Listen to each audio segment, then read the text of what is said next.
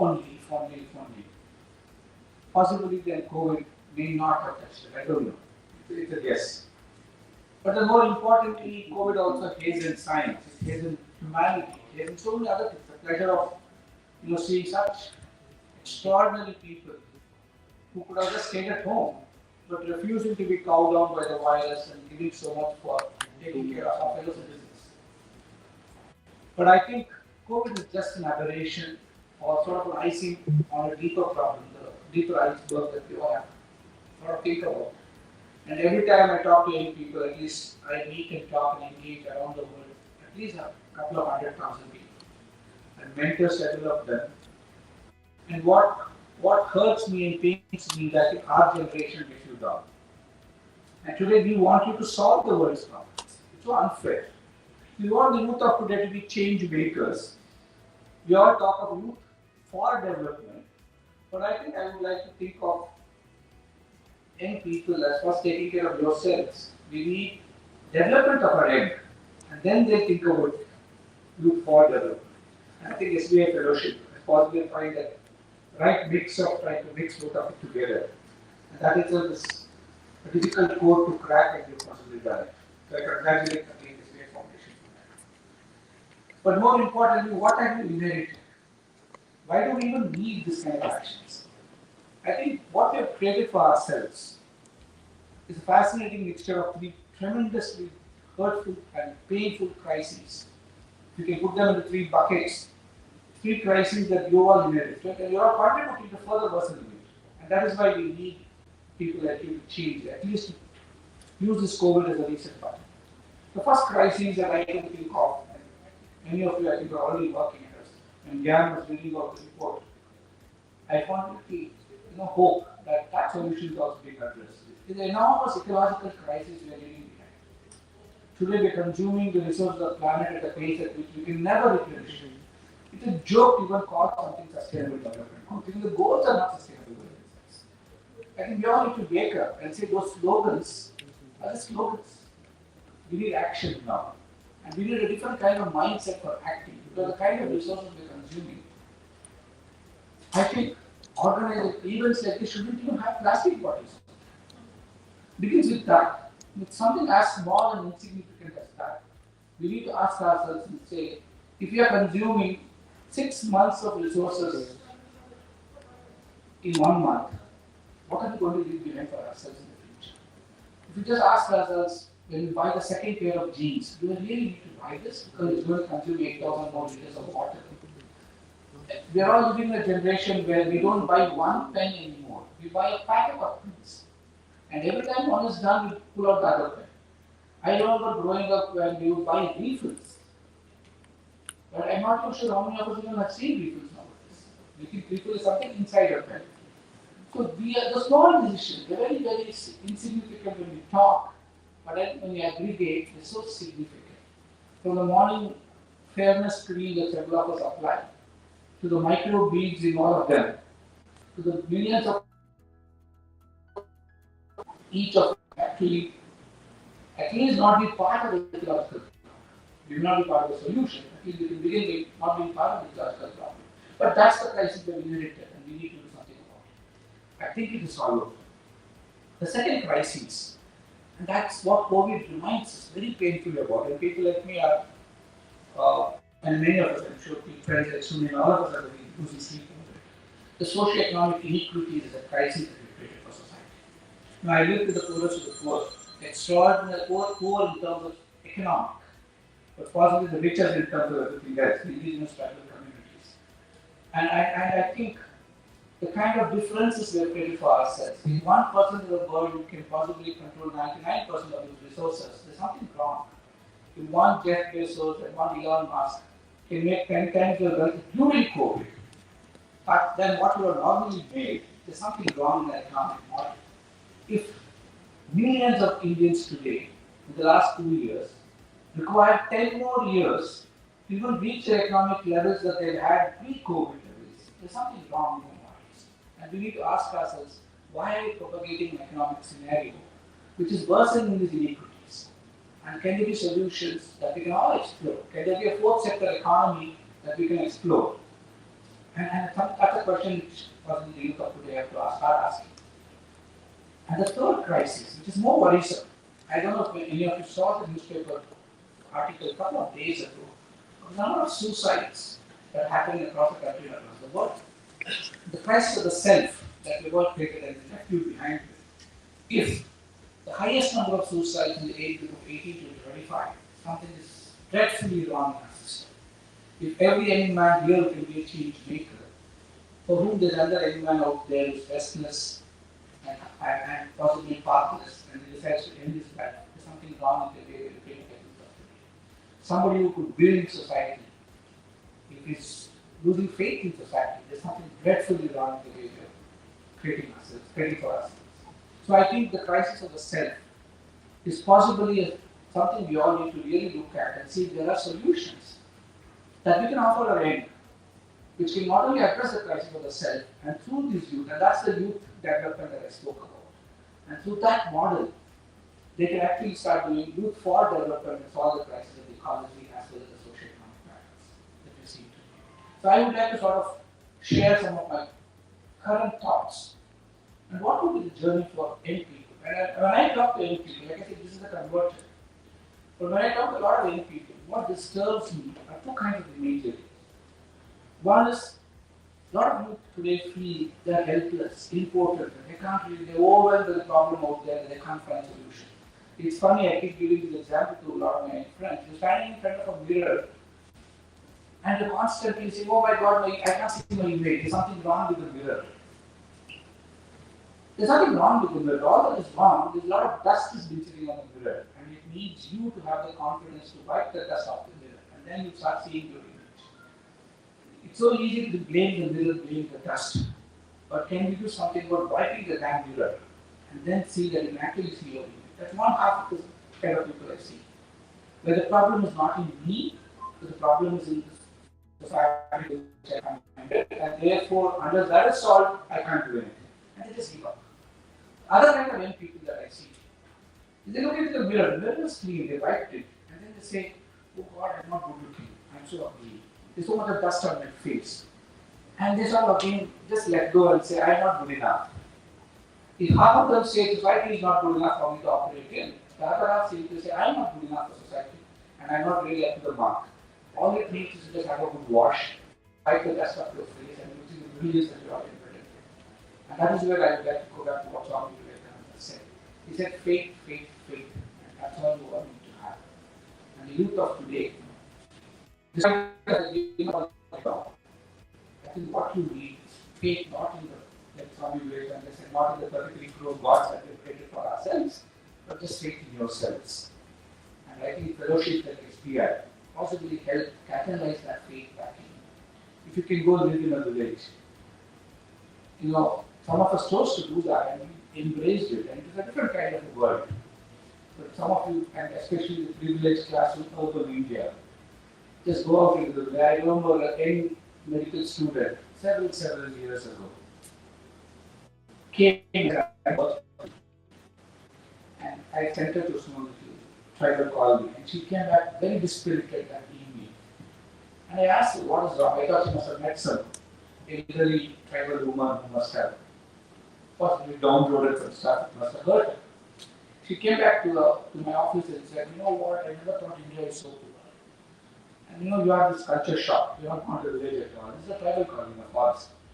And then she said, you know what I'm going to do? I asked, what are you going to do? I'm going to go back to the medical college.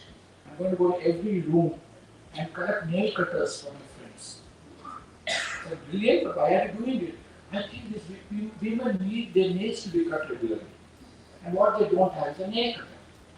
Now, I'm not saying mistaken or misplaced service, but that's not service that we're talking about. And I like the quote, and how many of you observed it in the introduction, I think when Nupu showed it or when Jan was speaking. You said SBI fellows work with the community. I'm glad that you're working with communities and not decided to work for communities. That's a big distinction. It's not semantics. So if you work for communities, you look for nail cutters to provide. If you work with communities, you'll understand the realities of India and decide to partner with our people and not prescribe solutions. They don't need you to come and tell us what to do. I think I lived more in a forest than I lived in a city, and I think I'm very, very out of place in Delhi. But I have to live here. But I think living with people, learning from them, understanding them, and then asking yourself, what is that I bring to the table? And asking the more important question, what is it that these communities already have had today? And then say, together, can we co-generate a solution? Possibly we not even have a solution. Having the humility to say, I don't know. And these people can teach me a lot. So remember, this fellowship is not about rural India.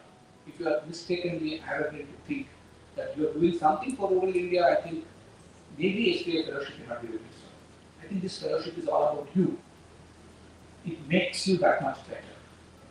India can do without you. But I'm sure many of us could not have done without this experience that you have. At least I could not. I know what I am today. If I am credited for writing some great books, honest truth is, if they're all wisdom and knowledge I got from tribal elders. And I get the credit because I put it in a language the Western world understands. That's always my contribution. But I think the traditional embedded wisdom that Indian society has got, I think your greater service to this country will be if you can be respectful of that, enter with humility, live with wisdom, and then say how you can take this wisdom to the rest of the world. And that is where sustainability is going to come. And I want to narrate a simple life-changing experience for me, working with these indigenous communities, and how I understood this lesson. And I was arrogant. I thought I'm a young physician, I can change the world. I thought I'll be the next Albert Schweitzer, maybe the Nobel Prize is just looking from the corner, and somebody will call me and give it to me. And I went with that arrogance. And I thought I'm taking medical science to rural India or tribal India. And then one day, I worked a lot with Jain Kurba communities. Jain Kurbas are those, Jain is honey in the local language. They live their work and everything is honey for them. And elderly tribal called Masti, I met him and I asked, and so I thought as a story, I think the message that Masti gave me is what the world needs, not just people like me. I said, you have to tell me how to collect honey. How do you actually get this honey? And I want to learn from you.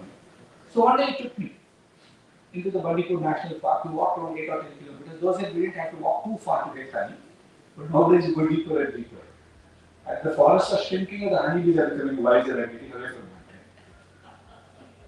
that. And we went about 7 or 8 kilometers, 6, 7 of us, Masti, Sunny, 4, 5 of us. And when walking, they were singing. At that time, I didn't know the Jain language, the Jain Kurba language. So it's a very nice tune to hum like this with them. And you pretend to think that you know what they're talking about. You really don't know. And I never even had the patience or the humility to ask you what the song meant. And we reached the tall tree, around 30-40 feet high, and Masti's son-in-law quickly climbed the tree. You know, it's like, you can't even say he climbed like a monkey, he was faster than a monkey you were. And then as I was watching, spellbound, not knowing what is going to happen, because I was actually looking at how honey is extracted like this. He put his hand into the hive. In one swift motion, pulled the queen out. And he kept the sickle in his mouth. One thing, why is he keeping the sickle in his mouth? And put the queen on the other arm like this. And within minutes, the entire hive got formed on his arm, exposing the hive dripping with honey.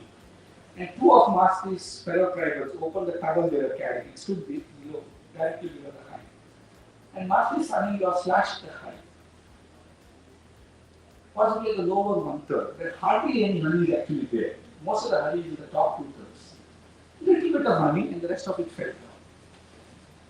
And before I could even recognize what was happening, he pulled back the queen, put it back in the hive. In fact, 3-4 minutes the hive was reformed. Nothing had changed as far as the hive was. The way physically it looked, morphologically it looked the same. It came crashing down a little piece. They gathered it, squeezed it, pupa, larva, hive, wax, everything together. The honey just dripped out.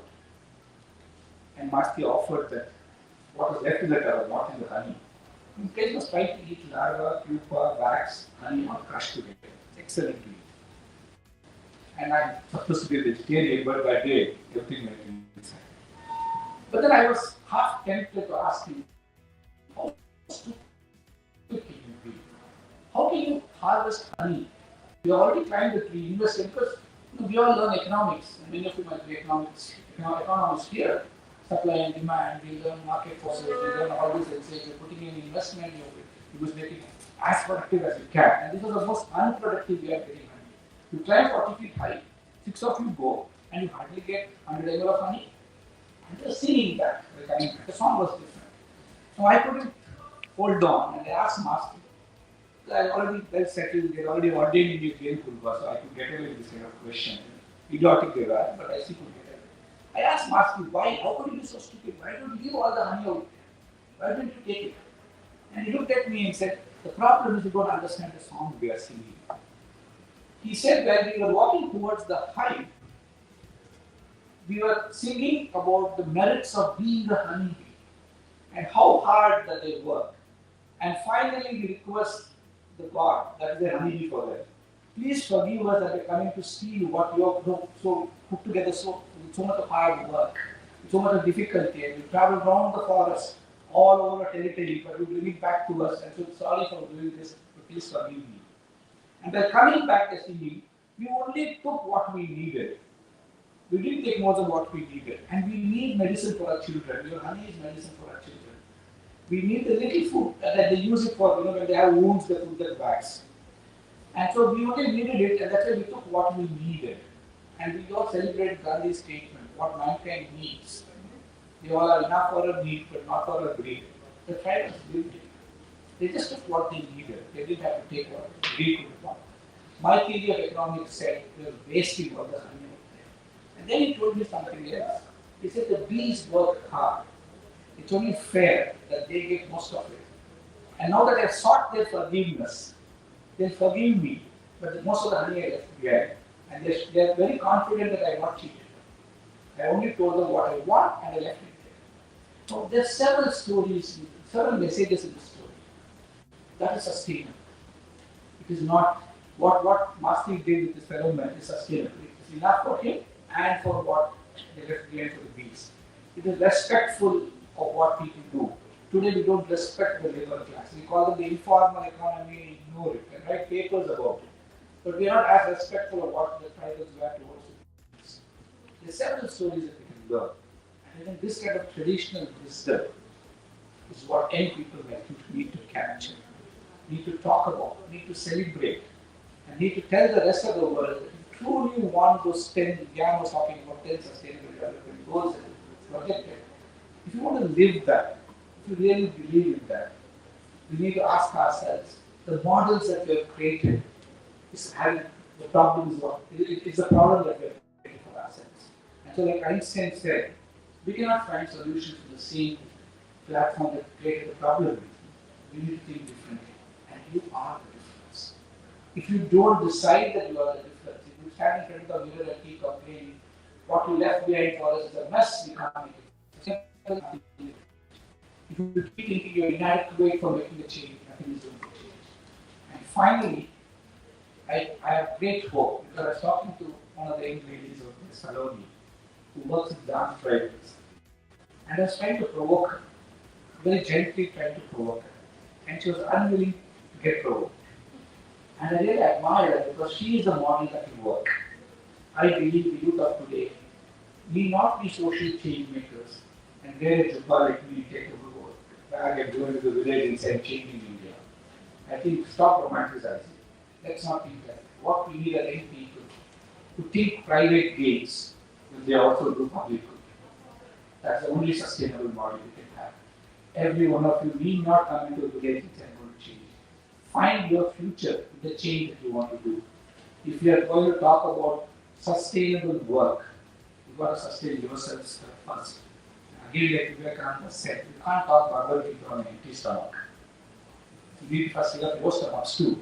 And so the only model that will work is private gains, where you can do public good. For some of us, private gains is the satisfaction that we saw. Because in a very selfish way, we thought we'll change the world. That's also private gain. Some of us sought spiritual growth. Oh, that's also private gain. Some of you might seek some fiscal growth, some financial growth. It would be reasonable. Give most of it back, and that's what I saw Pratibha, one of the models that I saw outside, doing it. If she can draw the same salary as a tribal woman she's working with, That is private gain with public good in our own way. So I think these models are there amongst you. And that is why there's so much hope for people like me. And I'm very confident that I don't know how many years I'm going to live, but I'm very confident I live long enough to enjoy the benefits of the change that all of you are going to put together. And that is why I think fellowship like this must flourish. 100 is not enough. We need a few thousands across this country. Not that only SBI can do it. More and more such organizations to come together. Learn from each other. And the last bit of learning that I would like to leave behind is, I think we should stop using the word CSOs, government, for-profit, not-for-profit, henceforth. Those things make no meaning at all. The sectoral boundaries are narrow descriptions of ourselves, trying to safeguard our own territories without looking at the benefit others bring. I grew up in a generation where I thought everything government is dirty. Now, nothing to do with the government is what I grew up with. I believed I could completely supplant the government and I could find solutions. 38 years ago, when I started this journey, I thought all corporates are criminals. There are ruthless sinners who bleed and rape this mother earth, and then I'm the savior of the world. I think the answer doesn't lie either place. And all NGOs are also not correct about what our government people think about us. All NGOs are also not, mediocre. Some of us are highly qualified, extremely. I have a team of young people who work in SVYM, who possibly come up with the best of Indian institutions. And they've given up, I wouldn't say they've given up anything, but we've all fought a lot. So my way of looking at it is, COVID has taught us boundaries are meaningless. They're all in our minds. Boundaries have been blurred. If civil society, the public sector, and the private sector had not got together, India couldn't have fought this battle. Nobody could have fought this battle alone. We did it because we did it together. And what we need to learn, and I saw that through the collaboration, I think that is a skill we cannot do without. All of us need to be respectful of other sectors, we can call it that. Understand that everybody has got good, everybody has got bad. Everything in the civil society world is not great. As much as everything in the other worlds are not great either. But there's a good DNA in every one of them. So what we need is a new generation of young people who can understand the good DNA in every sector, the public welfare DNA of the public sector, the efficiency of the private sector, the social good that we cannot produce in the civil society world. Put it all together and create a new for-benefit economy where we don't work for shareholder dividends alone, but we work for stakeholder benefits. If we can create that economic model, I can't even call it an economic model, where everybody gets the benefit he deserves for participating in a system that each of us can be proud to create. I think that is the future, that is sustainability. And hopefully many of you will get together to do that. With this, I would like to sort of congratulate all of you. 10 years, great work. And just end with saying that more than the nation needing you, I think society needs you, the world needs you, and you need the world too. So let's not forget that. Thank you so much, and thank you for inviting me.